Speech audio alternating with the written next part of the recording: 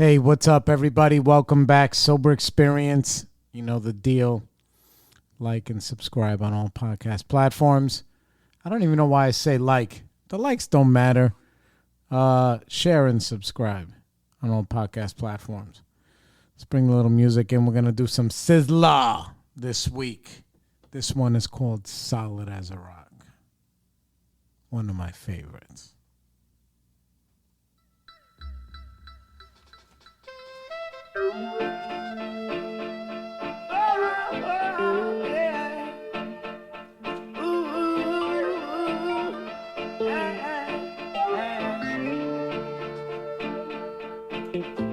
They can't keep a good man down. Always keep a smile when they want me to frown. Keep the vibes and I stood my ground. They will never ever take my crown. Nope. Jam bless, I say no man curse. Things getting better when they thought it would be worse. Here comes the officers asking for a search. They found no weapon, just only a draw first. But I'm so solid as a rock, they just can't stop me now. What up, everybody? Welcome back. You know the deal. Man, such a powerful record. Solid as a rock. Yeah, man. That's what we're trying to be. That's who we're trying to be. You know, solid on who we are. You know, not not fronting on ourselves or the people we love. You know, being honest with ourselves, man. It's so crazy. You know, learning how to say no to yourself. I could never say no my whole life. I had to learn how to say no to myself. I said yes to everything. You know, crazy. Yeah, but that was my nature, you know. I never said no. Either way, I hope you guys are having a good week. I just spent the last, pool party with my mama up in the Rock. I brought I brought myself with me. And it's nice, man. It's like, to see my mom and even my dad, to see them both and just for them to be happy is nice. I went all the way off the fucking rails with the eating up there. My mom made some crazy Puerto Rican shit that I was like, Jesus Christ. I was like, where the fuck are we? It was like black bean sauce, like not soup, but like, black bean sauce with fucking pig's feet. I was like, no thanks. Yeah, but I brought the biggest pig foot knuckle, whatever. Like that bitch would have had like a 4-finger ring on, even though I know they probably have like only 3 hoofs. That's how big the thing was. I took that bitch right away and I brought it home for my wife. Because my wife is like a fucking bush baby. She fucking eats all that shit. All the cartilage shit. She eats fucking chicken feet. Everything. You know?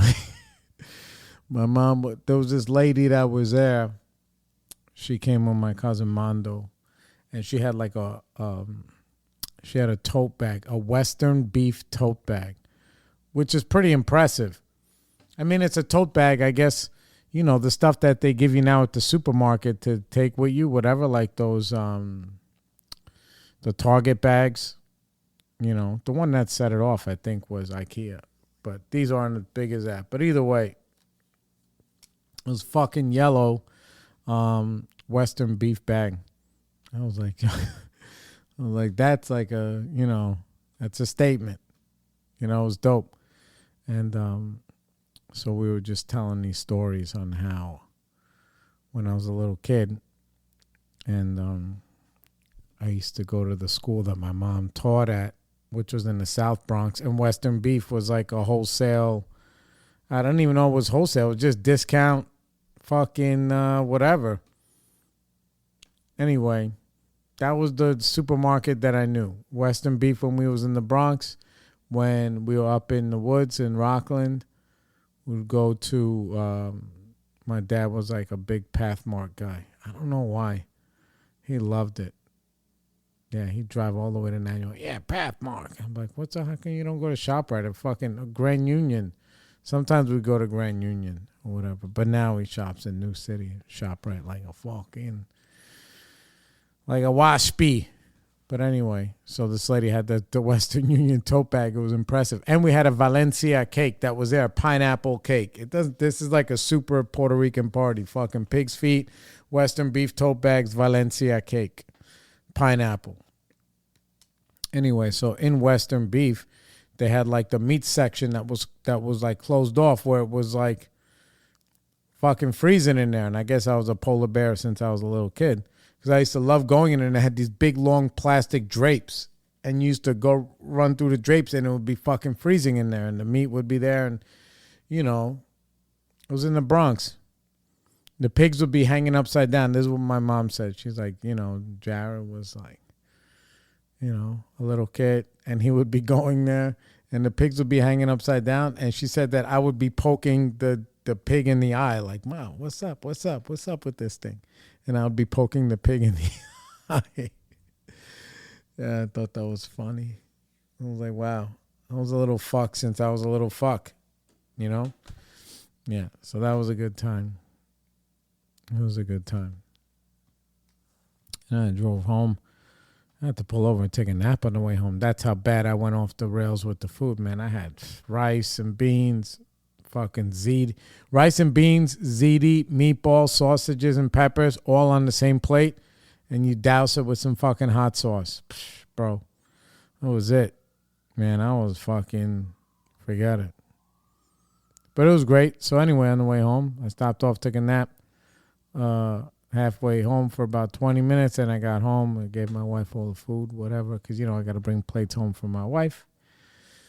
Bought her a slice of cake so that way she can have, you know, and that's it. Because she couldn't come to the picnic because her and my little one, yo, college, bro, they're getting all this homework and all this stuff. Dude, I would rather work 80 hours a week doing my own thing than going to freaking college. The amount of work that these people are getting is ridiculous. I can't even believe that, you know, it makes you respect people who get a degree. Like, because you're at the mercy of like all this stuff. And some of these teachers are about the same age as my wife or younger. We're 45, so some of them are younger. And bro, you know, not the men, but the women, they got a little fucking, they got a little bit of ego to them, you know? And it makes me angry because I'm like, dude, I don't want nobody talks down to my wife except for me. That's the deal. And I try not to do that one day at a time. But yeah, nobody talks down to my wife. And some of these teachers, they talk down to them. Bro, I will fucking go in there and slap that bitch. How you like me now? Or I can be like a little Karen Yenta and then, you know, write like anonymous letters or something stupid, which I'd rather not do. I'd rather just, you know, give them the old Brooklyn shut them up. But no, that's all like fantasy land. So whatever. Anyway. Yeah. So that's what I've been up to. And I'm going to get back into the literature now. I've been having a good time with it and getting some pretty good feedback. Hated or loved it. But yeah, I think it's been pretty helpful. Both of myself and it's actually given me a lot of accountability. So if you haven't been listening, we've been working through step 1 in the NA, the step working guide. And there's a lot of good stuff here that you can apply anywhere in your life. And I'm doing it in real time. So anyway, this next part of the first step is about hitting bottom. Despair and isolation. Yeah, that's what I'm saying. Okay. Our addiction finally brings us to a place where we can no longer deny the nature of our problem, whatever that problem may be, All the lies and rationalizations, all the illusions fall away as we stand face to face with what our lives have become. Fuck. Jesus. We realize we've been living without hope. We find we've become friendless and so completely disconnected that our relationships are a sham, a parody of love and intimacy. Though it may seem that all is lost when we find ourselves in this state, the truth is that we must pass through this place before we can embark upon our journey of recovery. This I completely agree with. I said this on the computer today. Without the test, there is no testimony. Man, you got to go through this dark fucking place of like, yo, I can't hide from these things anymore. You know, I told you lately I've been taking more accountability in my life and again, saying no to people and saying yes to myself in a constructive way. And it's been painful. It was painful knowing that all of that stuff has been looming with some of the relationships I have in my life, mostly with myself and with, people close to me, especially with, some of my workers and this and that. And it's, it's been moving along. It's been turning corners, but it's like, it's not easy. It's not easy,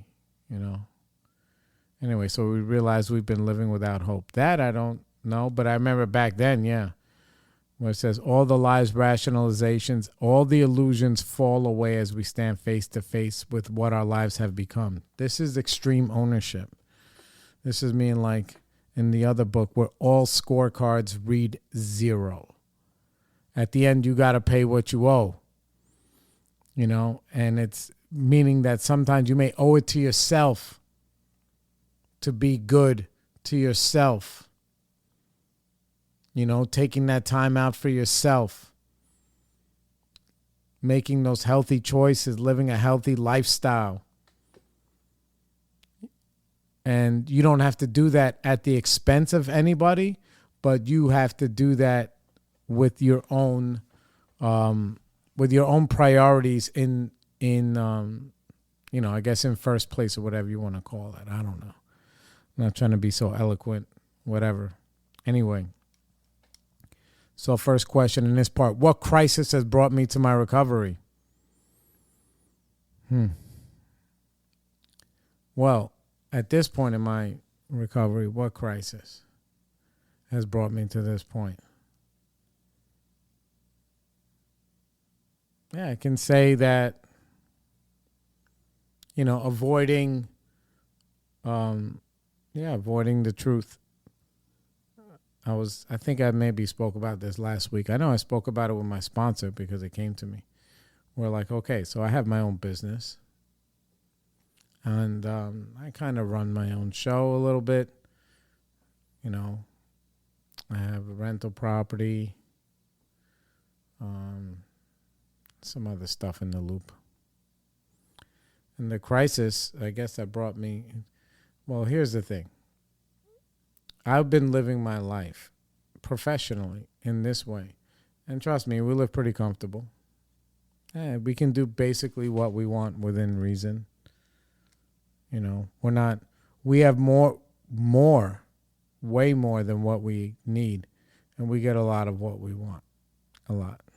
So, yeah. But I was like, I was living this life not as a business owner or as a business person, but as somebody who doesn't want to work.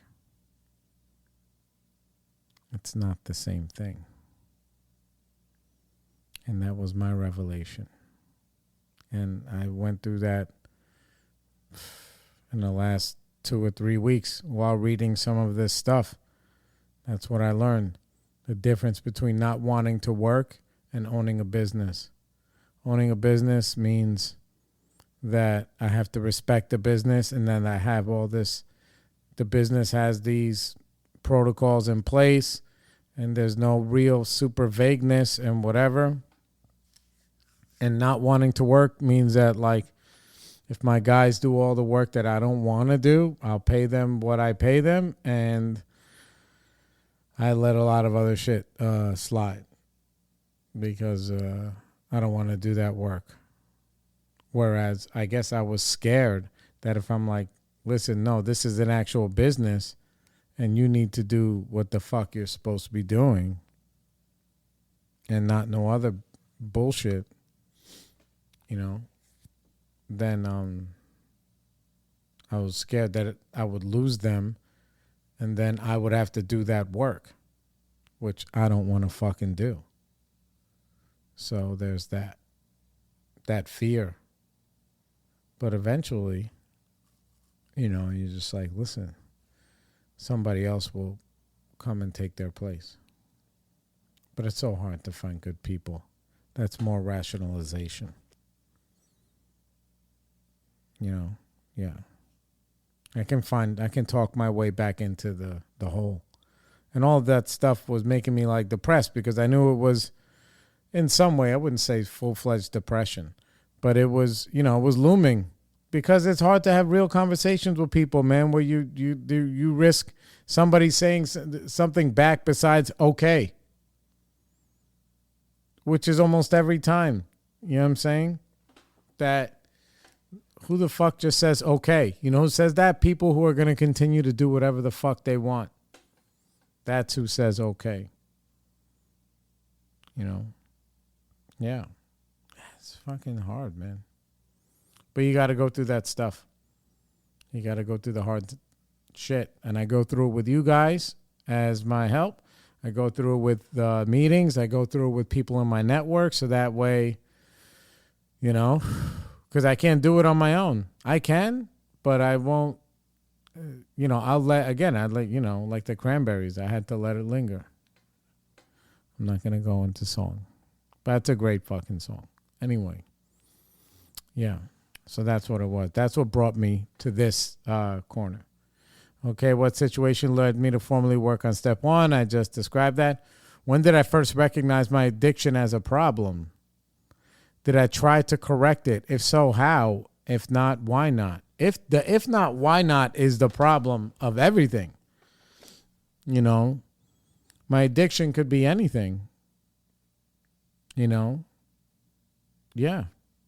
it could be anything, but if not, why not? Why did it take me so long to confront my wife about things that maybe I didn't care for? I don't know when that was, but I remember like every time I approach her, I feel like a baby crawling on their fucking knees with like a plate in their hand, like, please, please, please. It's probably related to the same way with the workers and the same way with everybody else. I can either be super dick and be like, fuck everybody and whatever, or I'm like a baby. And then I'm scared. I'm scared everybody's going to leave, I guess. But, I don't know. I'm not going to analyze myself. But that's the if not, why not? Yeah. Okay. Let's move on. We're going to try and finish this chapter today. We're only 18 minutes in, so I think we're going to have some time. Powerlessness. As addicts, we react to the word powerless in a variety of ways. Some of us recognize that a more accurate description of our situation simply could not exist and admit our powerlessness with a sense of relief. It means like, fuck. All right, yeah, there's nothing I can do. Sometimes it's that. Like, I'm a fucking junkie. I'm addicted to relationships. I'm addicted to food. I'm addicted to misery. I'm addicted to depression. Others recoil at the word, connecting it with the weakness or believing it to indicate some kind of character deficiency. Understanding powerlessness and how admitting our own powerlessness is essential to our recovery. It helps us get over any negative feelings we may have about the concept. Powerless means like there's nothing I can do. I have to let go of the need to control everything, especially things. I'm powerless over how people are going to react and how they're going to respond and how they're going to live. And I'm powerless over the fact that even when I do approach people with things that I've been holding on to, that guess what? They're not just going to respond right away with what I want to hear, or maybe change in other ways. I have to remember that many of the things that I put on the table to people is news to them. And not everybody just, And everybody has their own process. And to give them that space. Especially my parents. Especially my wife. And some of my kids. My son, fucking forget it. And the other two. They, one, them, two. Whatever their names. Wherever their identities are. We are powerless when a driving force in our life is beyond our control. Okay?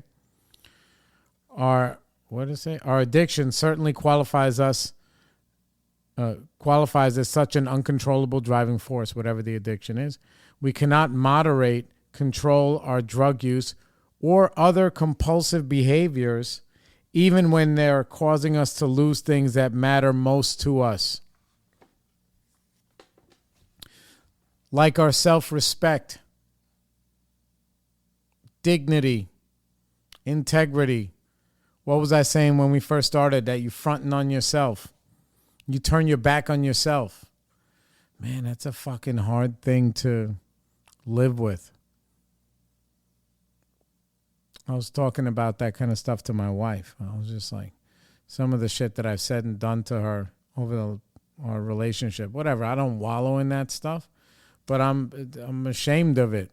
As you grow past that, like, man, I called her this name in a fit of anger or whatever, or I said this to her, or my intention was this or whatever. And she ain't no angel. She's a human being too. So it's not, But, you got, stuff that you can't take back. You can't take back that kind of stuff. Yeah, that's so crazy. Okay, continue. We cannot stop. Even when we continue, we cannot stop, Even when to continue will surely result in irreparable physical damage. We find ourselves doing things that we would never do if it weren't for our addiction. Things that make us shudder with shame when we think of them. I think about that with I have choice and not control all the time, but I have choice I talk a lot about food and healthy living. So I have choice of what I put in my body, man. And when I ring that fucking bell, bro, I rang that bell with the pasta and the rice and whatever, and I'm like, yeah, it's a fucking blah, blah, blah. It's a party, it's whatever. Just because it's a party doesn't mean I have to punish myself, but I went full-blown bucket fucking to the face glutton. And guess what? On the way home, of course, I had to take a nap. I was in a carb fucking coma. And what do? I run into the gas station after I take a nap in the gas station parking lot like a fucking junkie loser. Grab some fucking sour straws, whatever, sour power. Sugar. I blast off half a pack of them Haribo sour whatevers on the way home and some sweet tarts. Them little sweet tart joints are good. The big ones are really good, but the big ones are so good. I'm like an animal. I fucking drool all over myself every time I eat them. The big fat ones, pause. And it was bad. Yeah, because I rang that one fucking bell. The fuck it bell. I rang it. Yeah. Anyway. We may even decide that we don't want to use, that we aren't going to use, and realize we are simply unable to stop when the opportunity presents itself. In those moments, I could say no, I can make a different turn. I can make a different choice. I have a tattoo on my arm that says people make choices. My mom used to say that every time the police were coming when I was a kid. We have tried to abstain from drug use and other compulsive behaviors, perhaps with some success, for a period of time without a program, only to find that our untreated addiction eventually takes us back to where we were before. Turn the page. In order to... Damn, this page looks like it has a lot of fucking questions. In order to work the first step, we need to prove our own individual powerlessness to ourselves on a deep level. Over what exactly am I powerless? I am powerless over people, places, and things that are beyond my influence. And what kind of influence does that mean? It's like when I'm showing up to people, places, and people, places, and things. But just people, when I'm showing up in my life, who am I when I'm showing up? You know, what the other people are doing is a reflection of who they are and who am I. So I'm not completely powerless over how that situation turns out. I do have some influence and some agency. So, but I am powerless over how life and people are going to respond to who I am on an individual level. But I have faith that I keep going with the Lord as my guiding light, the principles. It's like that Michael Jackson step on the fucking thing, you know, the light when he steps on the floor. That's what it's like. Yeah. But you have to surrender to that. And that's what this is about, the first step. I've done things while acting out of my addiction that I would have never done focusing on recovery. What were they? I just explained some of that shit. Especially with my wife, who I love so much. Yeah.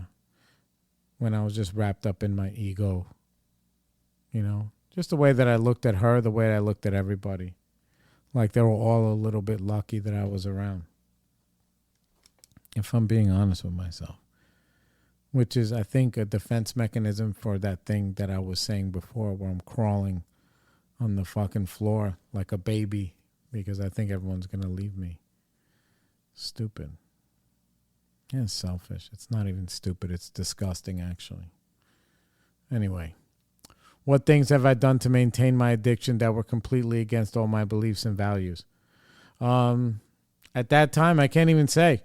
When I was drinking and using drugs, that was my value system. I didn't value anything else. Everybody was either on the road with me or they were in the way. And there was nothing off limits. I didn't have any values. I got all my values in recovery. How does my personality change when I'm acting out of my addiction? Oof. For example, do I become arrogant, self-centered, mean-tempered, passive to the point where I can't protect myself? Fuck. That's all those. Jesus Christ, this book is fucking. This is my first time reading all of this, and I'm doing it with you. This is crazy. Yeah, passive to the point where I can't protect myself. Manipulative, whiny. Oh my God, I become all of those things. All of those things. Do I manipulate other people to maintain my addiction? How? Every interaction in my life was some form of manipulation. And that's the truth. Every single one. I was dishonest my whole life. When I was a kid, you know, if it wasn't, I don't know the fucking deal. You know, it's like my cats. My cats, they come and they go, meow, meow, and they fucking rub on my leg. They get a treat. So guess what they're going to do when they want a treat is that. So when I was a kid, you know, you would think as any kid, like, bro, if I'm crying and if I see a crying kid, what it would take for me to not pick them up, bro, come on, it would take everything. You know, and maybe they need to be picked up. Maybe not all the time. But it's okay to cry and whatever. But, you know, you learn how to manipulate people from an early age is what I'm saying. That's what I'm saying. You know, but it's okay to cry. Boys cry. Not boys don't. Boys fucking cry. I haven't cried in 25 years, but boys cry. Okay. Have I tried to quit using and found that I couldn't? No. Not in a long time. When I first got sober, that was my first time really trying. Have I quit using on my own and found that my life was so painful without drugs that my abstinence didn't last very long? Okay, that has happened to me with some behaviors. You know, yeah, that, you know, you could stop something, but it's hard to stay stopped. Whatever that thing is. Mostly, like now, it's like, you know, for me, procrastination is like a drug. That's the thing, man. It is. For me. I'll be like, oh, let me give myself a break. Let me do some doom scrolling on Instagram. Or watch some fucking YouTube videos, something stupid. Anyway, how has my addiction caused me to hurt myself or others? You know, when you can't run from yourself. You just can't. And that's the truth. And I'm only willing to change when I'm ready. And guess what? My process of getting ready, of tumbling down that hole, is somewhat at the expense of other people who love me, who are around me, and not, you know, everything is, and it's just so hard because you don't want to be, nobody's perfect. But even when, like my wife said, she was like, yo, every dollar that I misspend, I'm hurting the family. I'm like, does it have to be that fucking true? Or maybe that's her like addiction thing. But to me, it's like every time that I fuck off or whatever, or I don't follow through, or I don't respect the business, or I don't whatever, take care. Every time that I choose, they call it trying to remember this saying. I'm sorry. It's something along these lines. It was very powerful when I heard it. It said, choosing comfort today instead of the pain of tomorrow. Right? You're thinking about the pain of tomorrow, so you're choosing comfort today. And every day is that. And that cycle of that like